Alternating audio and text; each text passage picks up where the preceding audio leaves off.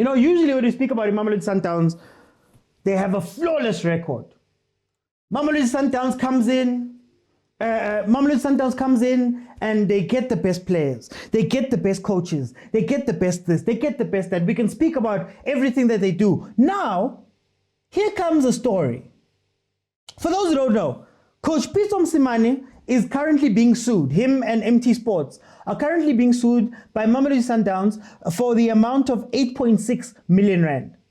Right? They're being sued because allegedly when Coach Pitso left Mamelodi Sundowns to go to Ahly, there was certain things that weren't fulfilled because he broke it early, and now Mamelodi Sundowns is coming to collect its money.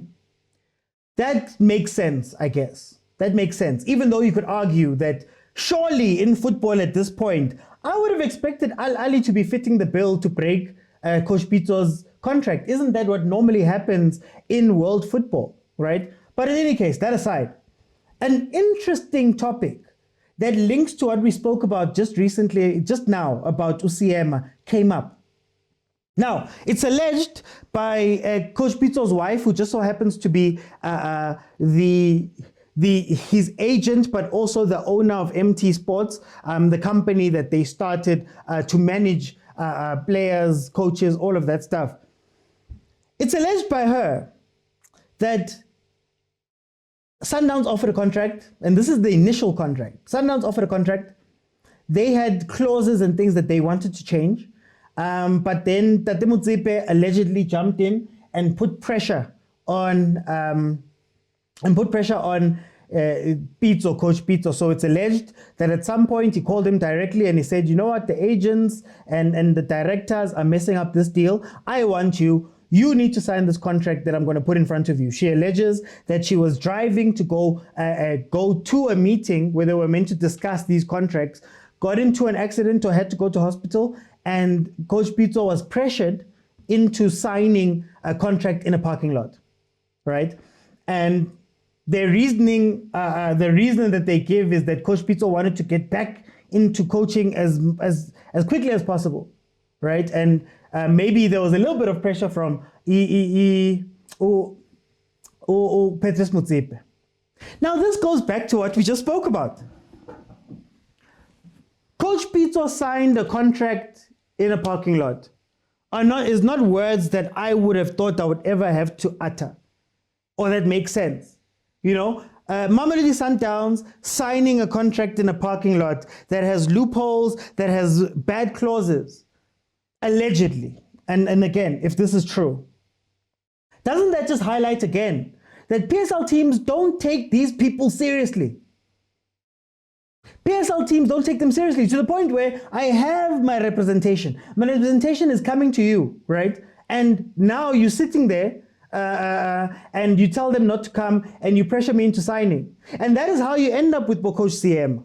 And that is how you end up now with 10-10s. I just did not believe that happens at the level of Coach Pitso. So the case is basically about duress. They're trying to say that Coach Pitso was pressured into making this decision, and when he signed the contract, they're invalidating the contract essentially. That's what they're trying to do.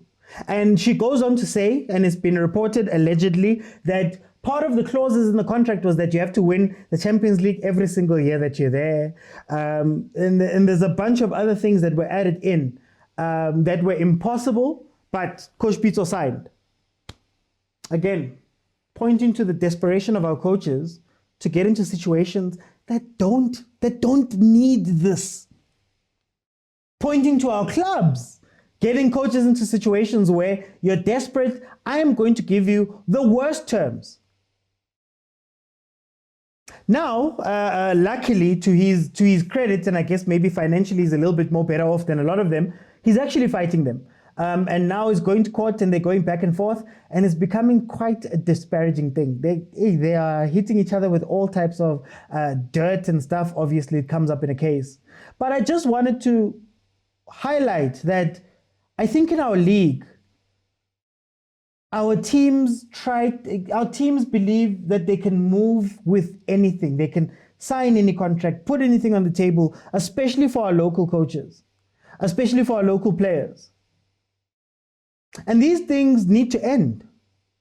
Because you can tell every time a PSL team goes to court, there's things that get shown that just prove that this, whatever we're speaking about here, is not run like a proper, it's not run like a proper business. It's not run like a proper footballing thing. How can, I'll give an example. How can Nurkovic signs for you, he gets injured, play some games, and then you go, yeah, we're terminating this contract because you didn't play for Royal AM. And according to, I believe it was the labor laws and whatnot. And Nurkovic's agent was like, no, that's not what this means. They took it to FIFA and they won. So does this mean that a lot of these teams of ours, man, they just think they have carte blanche to do whatever they want to do when it comes to actually giving these contracts out?